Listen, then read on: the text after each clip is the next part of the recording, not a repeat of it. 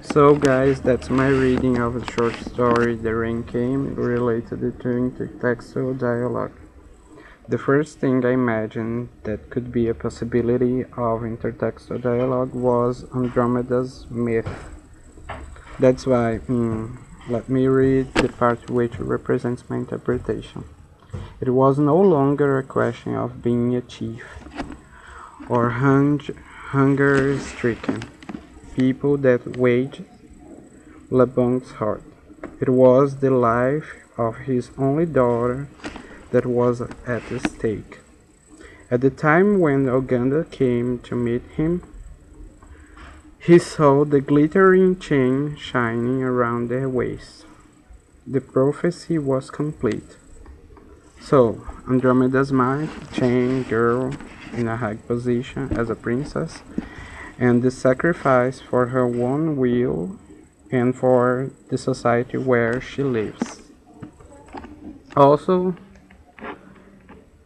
it also reminds me the feeling that I had when I was reading the Tempestade, A Tempestade, sorry, by Shakespeare.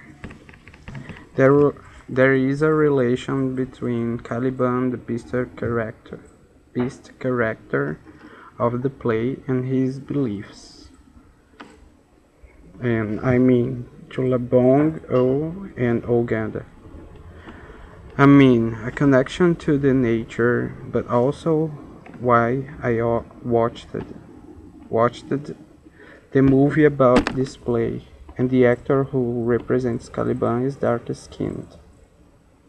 Okay, going back to the real comments. Commonly, the natives who were colonized by other people are treated by weird. And according to the names of the characters of this short story and the structure of the mind of spirits, a knowledge about the nature, not a scientific one, which is explicit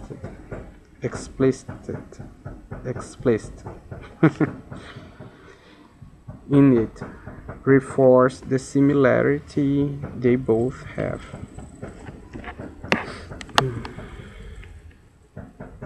One more thing that blew out of my mind was the readings of history discipline, sorry, about Egypt, which is situated in Africa, and the divide that we have of Uganda and the countries with a false concept that they are poor and people were slaves or linked to natural knowledge. I mean, the Egypt was one of the most important societies of whole world for thousands of years and still extended its old treasures like culture, organization, beliefs. It was a society forward of its time. So it could serve like a deconstruction of thoughts related to African continent that we might be aware to. Oh, forget, I lost myself.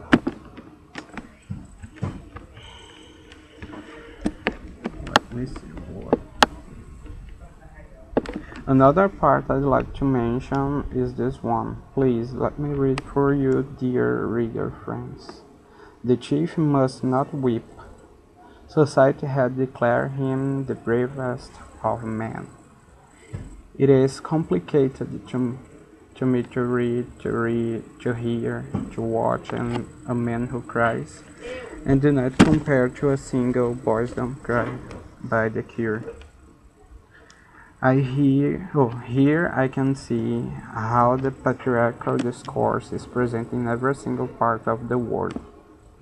Men and feelings which are not linked to the power, courage, fight, and violence are completely deniable. Men do not cry. Girl does.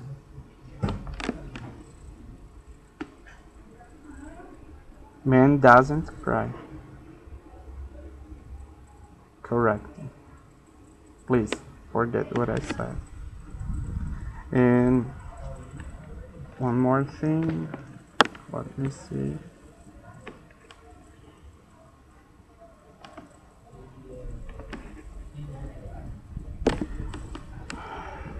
Another part I'd like to mention. He loves his people and Lu, a tribe in northern Kenya and Uganda.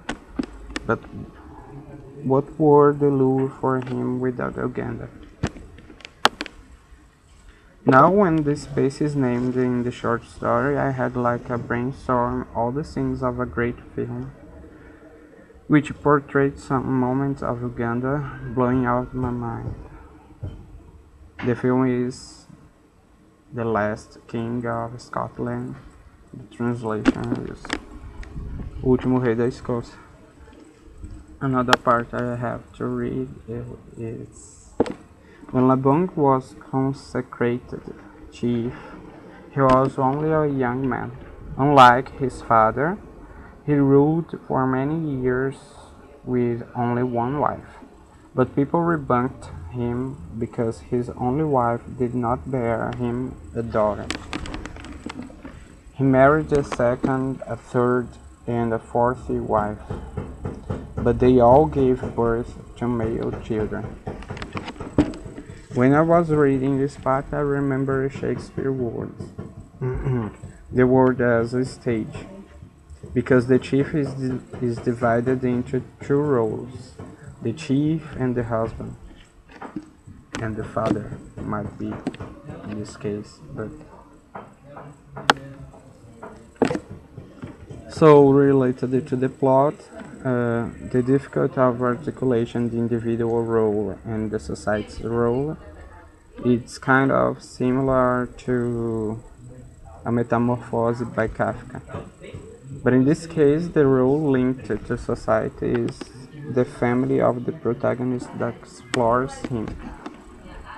What about the individual inclinations? We have the progress of the suffers that he suffers during the narrative until the changing of a human being to a fly. In both narratives, it is shown the power's relation with I just do not complete. But that's the idea. The role of a father that just don't work with his position as a chief because it is his daughter. And that's my reading related to intertextual dialogue. I hope you enjoy it. And I'm so sorry for the publication too late. Have a nice week, guys, and bye.